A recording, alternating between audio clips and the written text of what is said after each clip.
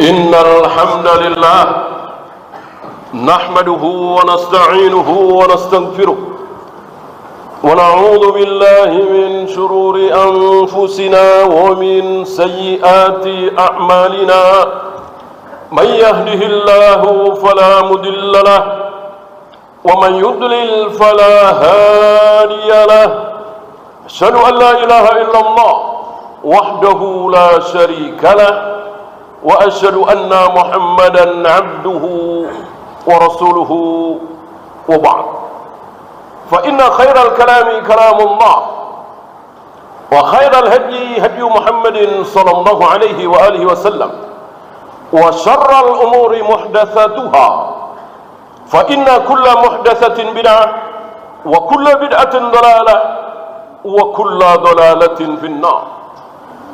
Jamaah Jumat azakumullah. Ada seorang alim besar, tapi sayang beliau terkena syubhat ilmu kalam, falasifah. Di akhir hidupnya beliau menyesal. Kenapa tidak belajar sunnah dari awal?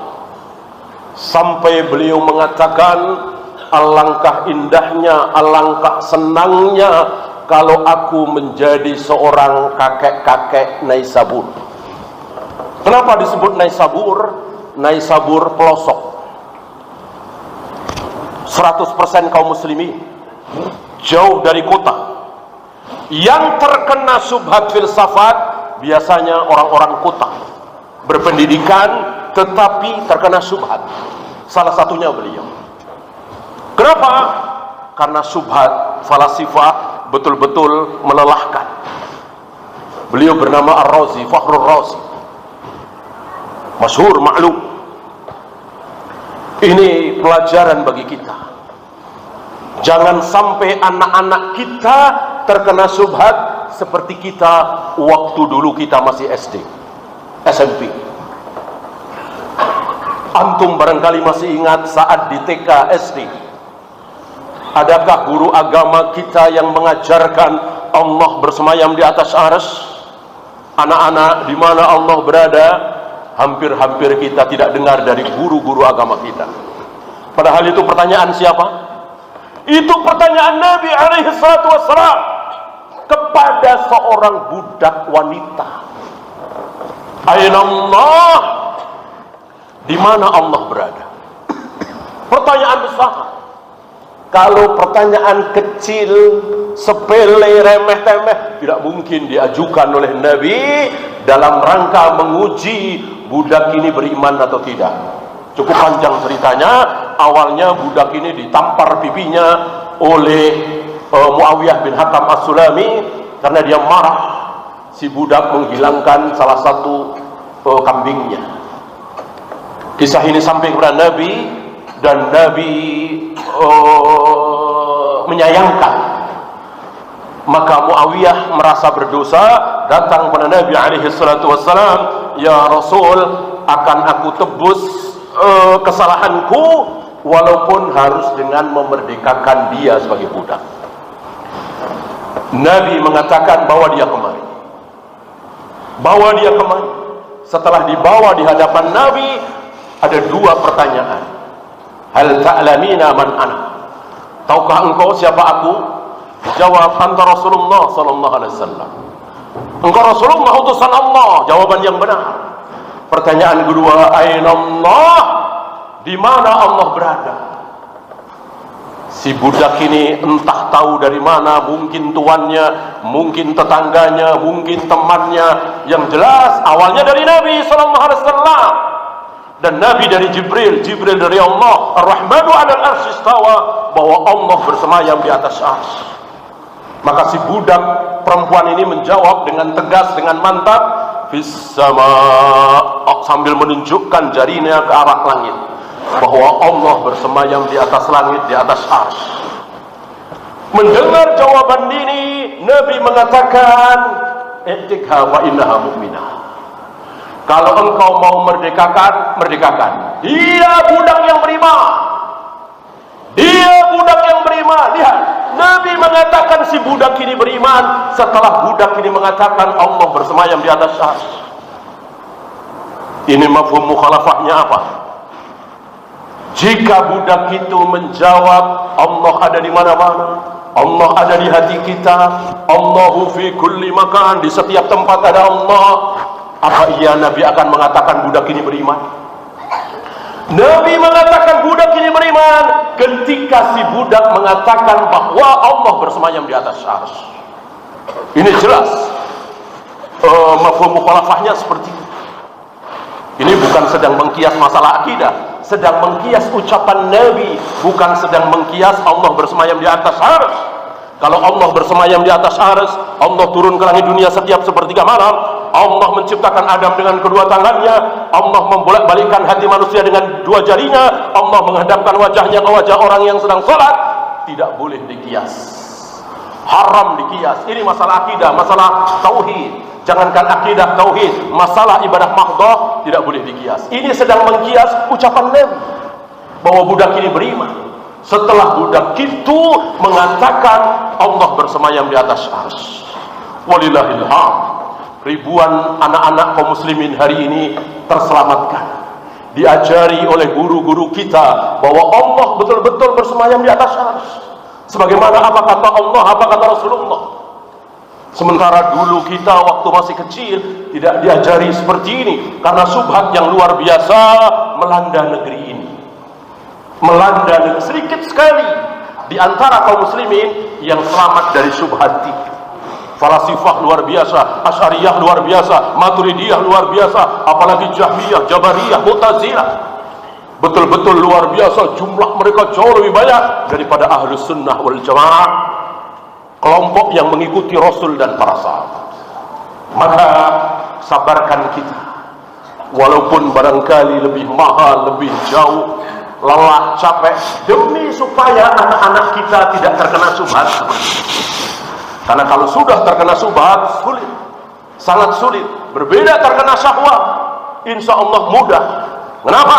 Karena orang yang terkena syahwat, dia sadar bahwa ini dosa, ini salah. Para pelacur, para pemabuk, para penjudi, para koruptor, para pembunuh, apakah mereka merasa sedang berbuat baik? Tentu tidak. Mereka merasa sedang berbuat jahat. Maka kesempatan untuk bertaubat besar sekali. Merasa salah. Tapi saudara-saudara kita yang terkena syubhat, baik Asy'ariyah, Maturidiyah, Jahmiyah, Jabariyah, gimana mau taubat? Enggak merasa salah. Gimana mau tobat? Tidak merasa salah. Kita kasih tahu, marah. Kita dakwai, tersinggung. Saudara-saudara kita yang melakukan berbagai macam bid'ah, kita ajak kepada sunnah, tentu marah-marah mereka sebagaimana yang hari ini kita saksikan. Aqulu qauli hadza astaghfirullah li wa lakum.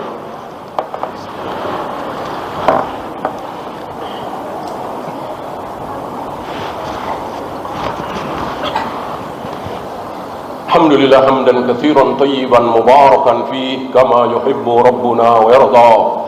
Asyhadu an la ilaha illallah wahdahu la syarika lah wa asyhadu anna Muhammadan 'abduhu wa rasuluhu wa ba'd. Ayuhal ikhwah, adakah tokoh-tokoh ahlul bidah yang tobat? Al-jawab ada. Ada, tapi sedikit. Sedikit sekali. Umumnya, mayoritasnya mereka terkena subhat sampai mati. Sampai mati. Bahkan sebelum mati dia berpesan kepada anaknya, cucunya, cicitnya, muridnya, jamaahnya. Untuk apa? Untuk meneruskan bid'ahnya. Ini beda dengan pelacur, beda dengan germo, beda dengan pemabuk, beda dengan penjudi, pedagang narkoba. Apakah dia berpesan kepada anak cucunya, ikutilah ayah sebagai pengedar narkoba, sebagai pelacur, sebagai germo? Insya Allah tidak. Hampir dipastikan tidak ada seperti itu. Orang tua gila kalau ada yang berbicara seperti itu. Bahkan kita saksikan ahli maksiat, koruptor, penjudi, bahkan pelacur, anaknya dimasukkan ke pesantren karena mereka merasa salah. Dan ketika mereka sudah tidak pantas lagi untuk berzina, untuk minum khamr, untuk berjudi, umur sudah 60 tahun, 65 tahun, Maka taubat. Taubat. Dan itu banyak di kiri kanan kita. Nggak pernah sholat, sekarang rajin ke masjid. Dulu boro-boro sholat, sekarang qiyamul lail, sholat tahajud. Itu banyak. Di sini iblis kiamat. Kiamat bagi iblis. Kata iblis, aku goda mereka puluhan tahun. Aku goda mereka puluhan tahun. Sampai jarak dia ke neraka tinggal sedikit lagi. Tiba-tiba taubat. Diampuni oleh Allah. Karena Allah Maha Pengampun. Dan Allah senang sekali ketika ada hamba yang bertaubat. Di sini iblis lebih semangat terhadap yang syubhat. Lebih semangat. Oleh karena itu iblis biarkan para ahli bid'ah itu jujur, amanah, baik hati, dan mawa. Biarkan orang-orang yang terkena syubhat itu, biarkan saja. Ya, karena kesalahan terbesar sudah ada pada diri. Inilah makna ucapan Sufyan Az-Tsauri, al-bid'atu ahabbu ila iblis minal maksiyah. Bahwa bid'ah itu lebih disukai oleh iblis daripada maksiat-maksiat zina, khamr, judi dan seterusnya. Kenapa? Tadi sulit bagi pelaku bid'ah itu untuk bertaubat. Gimana mau taubat? Tidak merasa salah.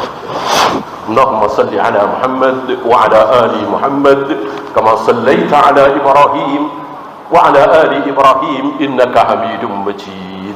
Allahumma ighfir lil muslimina wal muslimat wal mu'minina wal mu'minat al ahya'i minhum wal amwat. Rabbana la tuzigh qulubana ba'da idh hadaytana wa hab lana min ladunka rahmah innaka antal wahhab. Rabbana atina fid dunya hasanah wa fil akhirati hasanah wa qina adzaban nar. Qimus shalah.